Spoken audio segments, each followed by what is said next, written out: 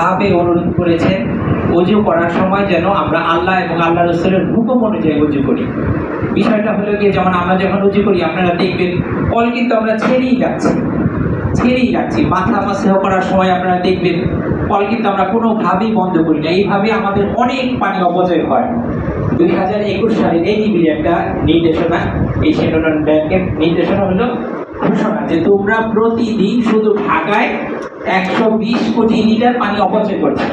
এইবার আমাদের ছোট একটা ইনভেস্টিগেশন আপনাদের যদি দেখাই যে আপনারা যারা মগ দিয়ে গোসল করেন, মগের ওজনটা যদি হয় 1 লিটার পানি ধরে, তাহলে 1 মিনিট আপনি যদি গোসল করেন আপনার পানি খরচ হচ্ছে 36 লিটার 1 মিনিট জগ দিয়ে যদি গোসল করেন। আর যদি ঝর্ণা দিয়ে গোসল করেন আপনার খরচ হচ্ছে 5 থেকে 7 লিটার। তাহলে মগ দিয়ে গোসল করলে আপনার গোসল হচ্ছে, আবার আপনি ঝর্ণা ছেড়ে গোসল করলে আপনার গোসল হচ্ছে। কিন্তু মগ দিয়ে গোসল করলে খরচ হচ্ছে 1 মিনিটে 35 থেকে 36 লিটার, আর ঝর্ণা ছেড়ে গোসল করলে খরচ হচ্ছে 5 থেকে 7 লিটার।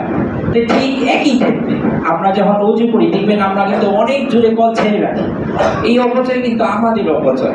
আল্লাহ এবং আল্লাহ রাসূলকে কিন্তু খুশি করার জন্যই আমাদের এই নামাজ, আমাদের এই রোজা, আমাদের এই ওযু। তা আমরা যদি তার হুকুম মতো ওযু না করি তাহলে আমরা কিভাবে আল্লাহকে পাবো? যেমন আল্লাহর রাসূল এবং তার সাহাবীরা কি বলেছেন, তোমরা সমুদ্রের পাশেও যদি থাকো তারপরেও হিসেব করে পানি খরচ করবে। ইসলামের মনীষীরা দেখিয়েছেন আমরা 300 গ্রাম পানি দিয়ে ওযু করতে পারি, এটা সম্ভব। আমাদের হুজুর পাক কিভাবে করেছেন।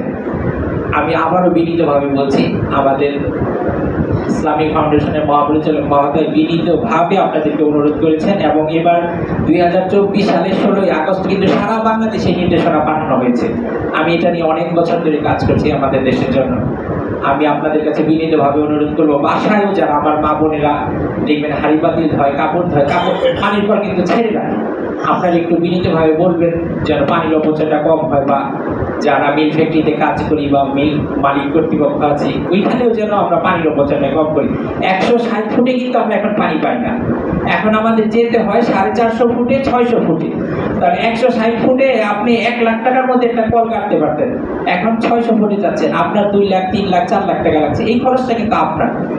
মসজিদে আমরা বলি যে মসজিদের বিল মসজিদ কর্তৃপক্ষ দিচ্ছে বা আমরা প্রতিদিন টাকা দিচ্ছি, কিন্তু বাবা এটা তো খরচ, এটা তো হিসেব তো আপনাকে দিতে হবে। আমরা যেন একটু নমনীয় থাকি, শুধুই নমনীয়।